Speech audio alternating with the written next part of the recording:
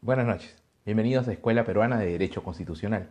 En nuestro primer programa de septiembre queremos abordar respecto de la novedad publicada en el diario El Peruano los últimos días, precisamente los decretos legislativos que el Poder Ejecutivo viene aprobando a partir de las facultades que le fueron conferidas por el Congreso de la República. Como es costumbre en muchas gestiones, se pide facultades al Congreso con el fin de promover normas a efectos de generar de alguna manera u otra mayor dinamismo, solución de problemas y otro tipo de políticas a aplicarse con el fin de solucionar las distintas dificultades que atraviesa el país. Y el día miércoles 5 de septiembre, el día martes 4 y probablemente los siguientes días seguiremos viendo más decretos legislativos siendo publicados. Hay algunos que han abordado el tema, por ejemplo, de varias modificaciones al Código Civil. Nuestros colegas civilistas están dando sus opiniones, sus conferencias en torno a estos nuevos, los institutos que se han creado. Y también por ahí ha habido algunos decretos legislativos que abordan la temática laboral, haciéndose ajustes respecto de las inspecciones de trabajo. Otro decreto legislativo que se está comentando mucho y lo están viendo seguro en los medios de prensa y redes sociales es el relativo a la prohibición a los establecimientos comerciales, a las empresas de servicios y también de bienes de estar llamando a los potenciales clientes si es que estos no les han autorizado a que les comuniquen vía telefónica sobre ofertas, promociones, servicios. Es común a veces, ¿no? Uno está tranquilo en el trabajo, entra una llamada, te ofrecen una tarjeta de crédito, un celular. Este nuevo decreto legislativo que se ha publicado prohíbe estar haciendo eso por parte de las empresas. Solo podrán llamar a quienes previamente les hayan concedido la autorización para que los puedan estar de alguna manera notificando de sus ofertas y promociones. Pero me quiero centrar en el decreto legislativo publicado el martes 4 de septiembre, el decreto legislativo 1385.385, que lo que hace es crear dos nuevos delitos en nuestro ya saturado sistema penal. Se titula Decreto legislativo que sanciona la corrupción en el ámbito privado. Al respecto, como es noticia nacional y hasta internacional, distintos niveles del sector público se han visto invadidos por actos de corrupción. Y frente a ellos se están iniciando los procesos penales respectivos que conllevan a la pérdida de libertad de los involucrados. Hay medidas de prisión preventiva por 1-3 años, por lo menos, y posiblemente ya con las sentencias que se expidan, concluyéndose todas las etapas correspondientes, es que tendremos también a diversos personajes de la política nacional tras las rejas. Una lástima, sin exagerar, es una tragedia para la democracia, toda vez de que el ciudadano de a pie, que pensaba que tenía funcionarios a su servicio y que los protegían, más bien advierten cómo se valen de un cargo público para obtener ventajas nada lícitas. Eso es terrible. Pero lo que entra a tallar acá ahora es de que se tipifica, se puede mandar a prisión a personas que incurran en actos de corrupción en el sector privado. Y esto es algo delicado y por eso nos queremos centrar. No somos propiamente de la especialidad penal, pero sí hay que enfatizar que toda medida de prisión es una latente amenaza contra la libertad de una persona. Con esto no queremos decir en absoluto de que no hayan delitos. Tiene que tipificarse algunas conductas que son consideradas antisociales por la sociedad. y que merecen un escarmiento vía el internamiento y la pérdida de la libertad de forma temporal o en algunos casos la cadena perpetua. No obstante, la pregunta aquí es ¿qué tan factible es aplicar las medidas penales en cuestiones relativas al sector privado? Es como decir, tenemos la necesidad de alguna manera u otra, combatir la obesidad y los males que surgen del consumo de comida chatarra. Se están promoviendo normas para evitar eso. Queremos evitar que sigan contaminando los mares. Se van a promover normas para prohibir el uso del plástico. Esa es una medida, pero ¿sería justificada una medida de mandar a prisión a personas que vendan comida chatarra a los niños? ¿Sería una buena medida mandar a prisión, privar o condenarlos sin llegar a una prisión efectiva, pero sí a una condena penal que implica ya un antecedente judicial para un ciudadano por vender productos de plástico?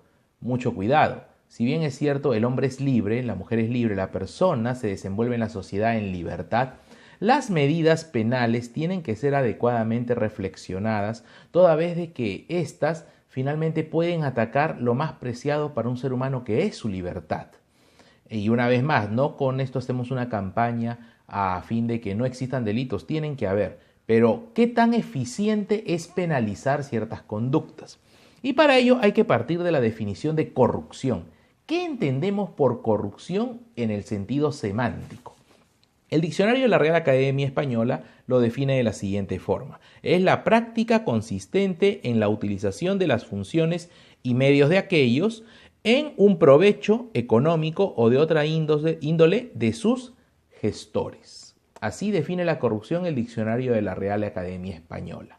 Conlleva o de alguna manera u otra tiene el sentido de que alguien se está beneficiando a partir de algo que es propio de su labor. Por ejemplo, ¿no? Tenemos el caso de un alcalde que aprovechando de alguna manera u otra su poder, concede algo en beneficio de una persona, de un tercero, pero ese tercero no obtiene del alcalde algo lícitamente, sino que más bien incurre en lo que se llaman los sobornos o en alguna suerte de prebenda o promesa, la adjudicación de una obra, por ejemplo. Señor alcalde, deme la concesión de la cafetería y usted come gratis todos los días. Ahí tenemos un ejemplo de corrupción, ¿no? Porque no debería aquí ser el concesionario del comedor de nuestra municipalidad un postor que surja de un concurso público. Bueno, en el sector público, como digo, hemos avanzado mucho en el tema de medidas contra la corrupción. Lo que sobran son corruptos y ahí es donde entra el sistema penal. Y el llamado diccionario del español jurídico da un concepto mucho más fino sobre lo que es corrupción. Lo que constituye una acción de corrupción viene a ser el soborno, el ofrecimiento o promesa a otra persona que esté en un cargo público o también en el ámbito privado a fin de obtener ventajas o beneficios contrarios a la legalidad o de naturaleza defraudable. Este concepto es mucho más adecuado. Está hablando de corrupción como un hecho, no de corrupción propiamente como un delito. Es nuestro Código Penal el que ahora ha ampliado la corrupción no solo al sector público, sino también al sector privado. Pero ¿en qué casos se puede acusar de corrupción en el sector privado? Textualmente, ¿qué dice el nuevo delito creado? Corrupción en el ámbito privado, artículo 241A. Aquella persona que sea parte de una persona jurídica, sea una empresa, o sea una asociación no lucrativa, sea incluso también una sociedad irregular o una persona no inscrita. Esto incluye, por ejemplo, a los clubes del vaso de leche y otro tipo de entidades que surgen de una pluralidad de individuos. Sea el gerente, el trabajador, el director, el accionista, el socio, el integrante de una persona jurídica, lucrativa o no lucrativa, que propiamente acepte, reciba o solicite un donativo con el fin de realizar u omitir un acto que permita beneficiar a otro en tres supuestos: adquirir o comercializar bienes o mercancías, contratar servicios comerciales o también en las cuestiones de relaciones comerciales. Si ese gerente, si ese director, accionista, presidente del consejo directivo, lo que hace es aceptar, recibir o pedir un favor, un beneficio, una ventaja, cualquiera sea su naturaleza, para sí o para otros, está incurriendo en el supuesto de delito de corrupción en el sector privado. La pregunta que muchos se harían es, la corrupción se entiende mucho en el sector público porque es dinero de todos los peruanos, pero en el sector privado, para cuestiones de adquisición o comercialización de bienes, contratación de servicios y relaciones comerciales, ¿cómo podría configurarse un acto de corrupción? Por ejemplo, podría darse el caso de ciertas prácticas desleales en las empresas, pero son negocios y no quiero justificar inconductas o prácticas que puedan defraudar, pero es muy difícil asumir eso. Recordemos que, a diferencia en el sector público, en el sector privado predomina la autonomía de la voluntad. Esto quiere decir, supóngase, tengo a varios posibles compradores y de repente yo tengo un producto muy cotizado, un buen perfume de repente, o también podría ser una suerte de alimento muy requerido, y alguien me dice, véndame, o hasta incluso, ¿no?, un espectáculo, y véndame entradas y deme a mí la preferencial y yo le prometo, digámoslo así, pagarle un poco más por las entradas. Si usted me vende a mí de una vez de arranque 100 entradas, por ejemplo, para un espectáculo privado, ¿podríamos asumir que es un acto de corrupción? Porque aquí dice quien obtiene una ventaja para temas de adquisición de bienes, comercialización de productos o también contratación de servicios. Pero ¿eso hasta qué punto es delito? ¿No es acaso una cuestión de mercado? Y otra cuestión más. Supóngase un colegio, ente privado. Supóngase que hay una importante oportunidad en el extranjero para sus estudiantes. Y tal vez el colegio dice, vamos a mandar como premio al primer puesto de nuestra escuela. Simplemente dicen en la convocatoria, envía usted un estudiante, no ustedes decidan, no al mejor, no al más apto, no, el colegio presente al suyo. Y el colegio dice, bueno, mandemos al que es el primer puesto. Pero una madre, un padre de familia dice, no, manden a mi hijo, director, mire, somos amigos. Y si usted manda a mi hijo, yo le prometo, por ejemplo, regalarle 10 botellas de whisky. Y acá el director del colegio puede decir, bueno, el papá me está ofreciendo algo para mandarlo. Y bueno, en principio, yo como director, ¿puedo mandarlo o no puedo mandarlo? Claro que sí, puedo hacerlo, soy el director. ¿Eso no sería un acto de corrupción?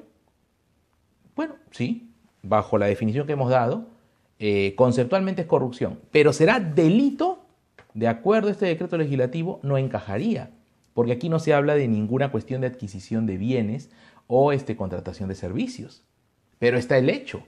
Supóngase un grupo parroquial, donde hay la oportunidad también de asistir a un evento que convoca el Vaticano, supongamos, recordemos que la iglesia es un ente privado, donde participan miles y hasta millones de peruanos, y como también ha habido denuncias muchas veces de actos indebidos sin tener nada en contra de la iglesia, por ahí surge eso, ¿no?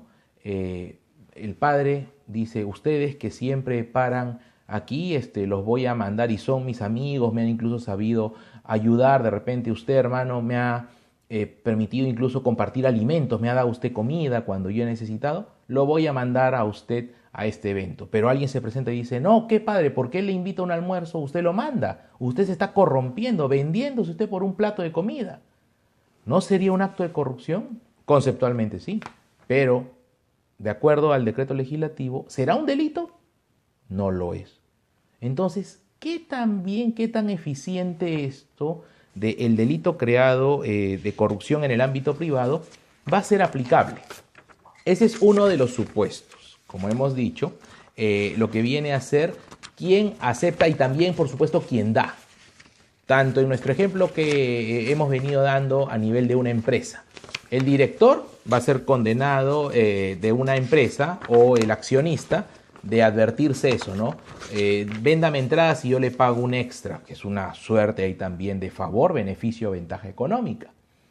Usted, el que pagó, va a ser condenado y el que recibió también. Pero también se ha creado otro delito, el delito referido a la corrupción dentro de los entes privados.